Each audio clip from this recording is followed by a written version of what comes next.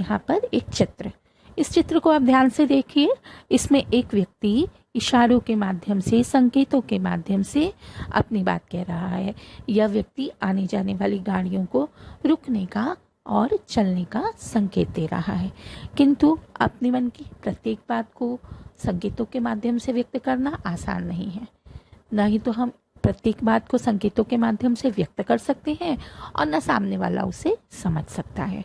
तो फिर केवल संकेतों के माध्यम से अपनी बात को समझना और दूसरों को समझाना आसान नहीं है। इसलिए भाषा बनी। अब भाषा होती क्या है, आइए देखते हैं। भाषा मनुष्य के भावों और विचारों को व्यक्त करने का माध्यम होती है। इसके माध्यम से मनुष्य अपने भावों और विचारों को व्यक्त करता है। मनुष्य के संप्रेषण का एक सशक्त माध्यम भाषा होती है, जिसके द्वारा मनुष्य अपनी बात दूसरों को समझाता है और दूसरों की बातों को समझ पाता है। अब भाषा के द्वारा मनुष्य बोलकर, लिखकर, सुनकर और पढ़कर विचारों का आदान प्रदान करता है। भाषा शब्द जो हमारा है, यह भाष धातु से बना हुआ है। आइए देखते हैं भाषा के कितने रूप होते हैं। भाषा के 2 रूप होते हैं। प्रथम होता है मौखिक भाषा, दूसरा होता है लिखित भाषा। मौखिक भाषा में हम बोलकर अपने विचारों को व्यक्त करते हैं और दूसरा व्यक्ति उसे सुनकर समझता है। लिखित भाषा में हम लिखकर अपने विचारों को व्यक्त करते हैं और दूसरा व्यक्ति उसे पढ़कर समझता है। आइए विस्तृत रूप से जानते हैं मौखिक भाषा और लिखित भाषा के विषय में। मौखिक भाषा भाषा का वह रूप होता है जिसमें बोलकर या सुनकर विचारों का आदान प्रदान किया जाता है। मौखिक भाषा के अंतर्गत एक व्यक्ति बोलता है और अपने भावों को व्यक्त करता है और दूसरा व्यक्ति उसके भावों को सुनकर समझता है। इस तरह से मौखिक भाषा में विचारों के आदान प्रदान का माध्यम बोलना और सुनना होता है। मौखिक भाषा के अंतर्गत बातचीत, भाषण देना, कहानी सुनाना आदि उदाहरण आ सकते हैं। प्रथम चित्र में आप देखेंगे 2 व्यक्ति आपस में बातचीत कर विचारों का आदान प्रदान कर रहे हैं। दूसरे चित्र में एक व्यक्ति भाषण दे रहा है और दूसरे सभी व्यक्ति उसे सुन रहे हैं। यह विचारों के संप्रेषण का माध्यम है। तीसरे चित्र में दादी माँ बच्चों को कहानी सुना रही हैं। दादी माँ बोलकर अपने विचारों को व्यक्त कर रही हैं और बच्चे उसे सुनकर समझ रहे हैं। भाषा का जो यह रूप है बच्चों, यह स्थायी नहीं होता है। मौखिक भाषा स्थायी रूप से नहीं होती है। आइए अब बढ़ते हैं लिखित भाषा की ओर। लिखित भाषा भाषा का वह रूप जिसमें हम लिखकर और पढ़कर विचारों का आदान प्रदान करते हैं। इसमें एक व्यक्ति लिखकर अपने विचारों को व्यक्त करता है और दूसरा व्यक्ति इसे सुनकर, पढ़कर समझता है। किस तरह से देखते हैं? प्रथम चित्र में आप देखेंगे पत्र लेखन। एक व्यक्ति पत्र लिखकर अपने विचारों को व्यक्त कर रहा है और दूसरा व्यक्ति उस पत्र को पढ़कर सामने वाले व्यक्ति के विचारों को समझेगा।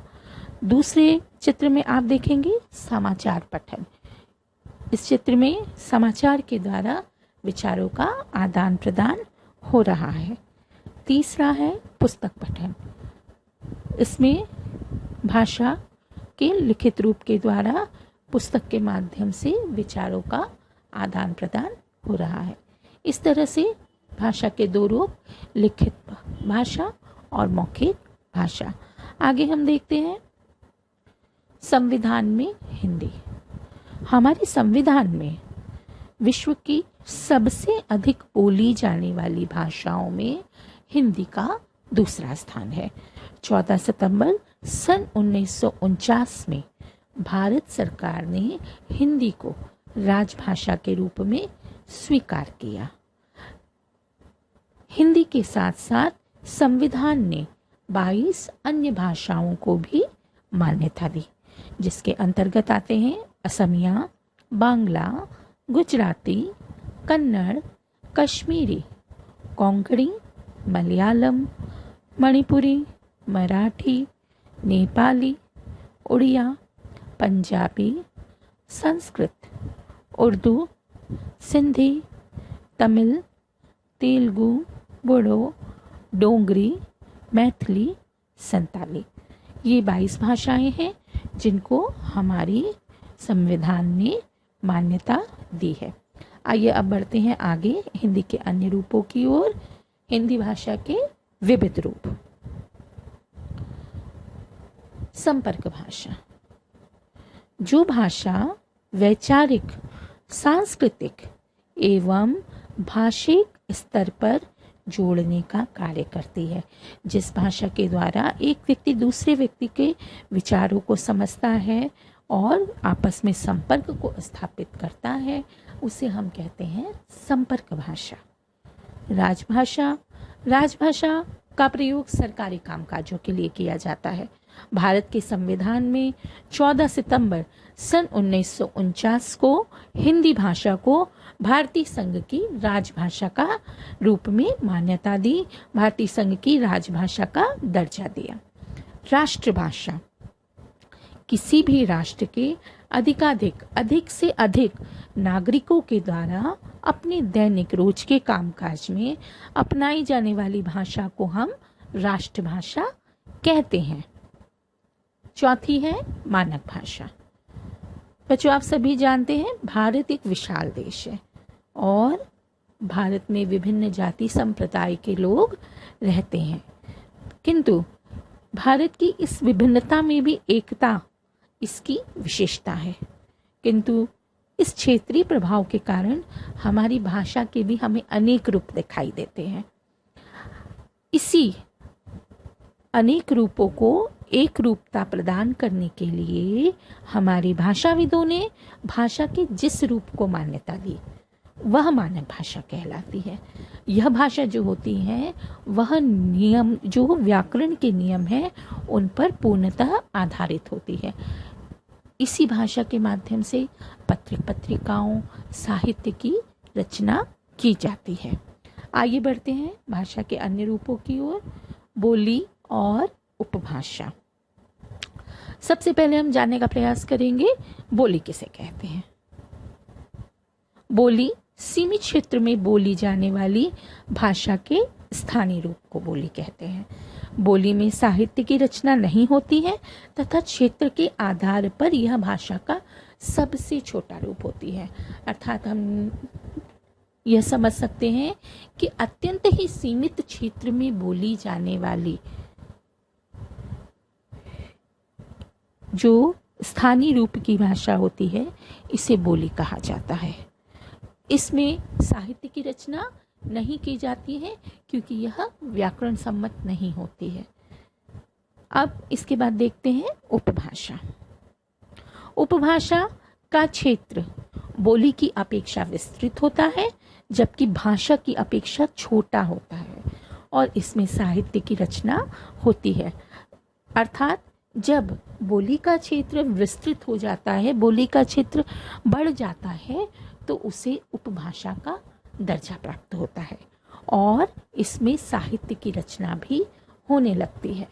इस तरह से हम क्रमवार देखेंगे तो सबसे पहले बोली सीमित क्षेत्र में, छोटे क्षेत्र में बोली जाती है। जब उसका क्षेत्र और बढ़ता है, विस्तृत होता है, तो वह उपभाषा का दर्जा प्राप्त करती है और जब उपभाषा का क्षेत्र और अधिक बढ़ जाता है तो वह भाषा का दर्जा प्राप्त करती है। इस तरह से अभी हमने देखा बोली और उपभाषा। आइए अब हम देखते हैं लिपि। लिपि किसे कहते हैं? लिपि किसी भी भाषा को लिखने के ढंग और रीति को कहते हैं। किसी भी भाषा को किस प्रकार से लिखा जाए, उसके लिखने का जो तरीका होता है वह कहलाता है लिपि। परिभाषा कुछ इस प्रकार से है, भाषा विशेष की ध्वनियों को लिखित रूप में प्रस्तुत करने के ढंग को हम लिपि कहते हैं। ये ध्वनि चिन्ह होते हैं जिनके माध्यम से हम किसी भी भाषा को व्यक्त करते हैं। आइए देखते हैं लिपि के विषय में अधिक। प्रत्येक भाषा की अपनी एक लिपि होती है। जैसे हमारी हिंदी भाषा जो है उसकी लिपि है देवनागरी, संस्कृत भाषा की लिपि भी देवनागरी है, बांग्ला भाषा की लिपि बांग्ला है, मराठी भाषा की लिपि देवनागरी है, पंजाबी भाषा जो है वह गुरुमुखी लिपि में लिखी जाती है, अंग्रेजी भाषा की लिपि को रोमन लिपि कहा जाता है, यूरोपीय भाषाओं की लिपि है रोमन, उर्दू भाषा जो है उसकी लिपि है फारसी, तमिल भाषा की लिपि को तमिल ही कहा जाता है और उड़िया भाषा की लिपि को भी उड़िया ही कहा जाता है। तो इस तरह से प्रत्येक भाषा को लिखने का अपना एक ढंग होता है, अपना एक तरीका होता है और प्रत्येक भाषा की अपनी एक लिपि होती है। आइए अब हम बढ़ते हैं व्याकरण की ओर। व्याकरण भाषा को शुद्ध रूप प्रदान करता है, किसी भी भाषा को शुद्ध रूप से लिखने की रीति को बताता है। व्याकरण एक ऐसा शास्त्र है जो वर्णों, शब्दों और वाक्यों का शुद्ध ज्ञान करने का प्रयोग सिखाता है, शुद्ध ज्ञान कराता है।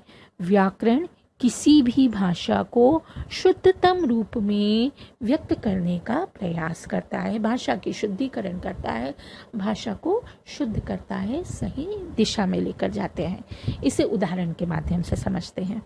अब देखिए, पहला उदाहरण जैसा है आपके सामने, खरगोश को काट कर गाजर खिलाओ। इस वाक्य में कहा जा रहा है कि खरगोश को काटना है और गाजर खिलाना है। यह भाषा का अशुद्ध रूप है। इसका शुद्ध रूप होगा गाजर काटकर खरगोश को खिलाओ। इस तरह से व्याकरण जो है वह हमारी भाषा को शुद्ध रूप प्रदान करता है। अब बढ़ते हैं आगे व्याकरण के अंग। व्याकरण के प्रमुख रूप से 4 अंग होते हैं। पहला है वर्ण विचार। इसके अंतर्गत आता है ध्वनि, वर्ण, उच्चारण, शब्दों के अध्ययन से संबंधित। इसके अंतर्गत हम भाषा की सबसे छोटी इकाई ध्वनि का अध्ययन करते हैं। उसके अंतर्गत आने वाले वर्णों के उच्चारण के स्थान और शब्द से संबंधित अध्ययन हम वर्ण विचार के अंतर्गत करते हैं। इसके बाद आता है शब्द विचार। शब्द विचार के अंतर्गत हम शब्दों के रूप, उनकी व्युत्पत्ति, रचना, रूपांतरण से संबंधित अध्ययन करते हैं। तीसरा है पद रचना। पद रचना के अंतर्गत हम लिंग, वचन, कारक, उपसर्ग, प्रत्यय युक्त शब्द रचना, पद भेद आदि से संबंधित अध्ययन करते हैं। वाक्य विचार वाक्य के भेद, स्वरूप, प्रकार, विश्लेषण आदि से संबंधित होते हैं। ये हैं व्याकरण के अंग जिसके अंतर्गत हम संपूर्ण व्याकरण का अध्ययन करते हैं। आगे बढ़ते हैं साहित्य। साहित्य किसे कहते हैं? हित सहित लिखित रूप से संजो कर रखे गए भाव विचार ही साहित्य है। साहित्य के द्वारा हमें अच्छी बातें सीखने का सुअवसर मिलता है, तो हमारे ज्ञान को बढ़ाने के लिए हम जिस की रचना की जाती है उसे साहित्य कहते हैं। साहित्य के भी 2 भेद हमें देखने को मिलते हैं, जिनके अंतर्गत प्रथम होता है पद्य साहित्य। पद्य साहित्य के अंतर्गत कविता, दोहे इत्यादि आते हैं। दूसरा होता है गद्य साहित्य। गद्य साहित्य के अंतर्गत कहानी, उपन्यास, एकांकी, संस्मरण, रेखाचित्र इत्यादि आते हैं। इस तरह से बच्चों आज हमने देखा भाषा, लिपि, बोली, व्याकरण से संबंधित बातों का अध्ययन किया। तो हमारी आज की जो वीडियो है ये यहीं समाप्त होता है। धन्यवाद।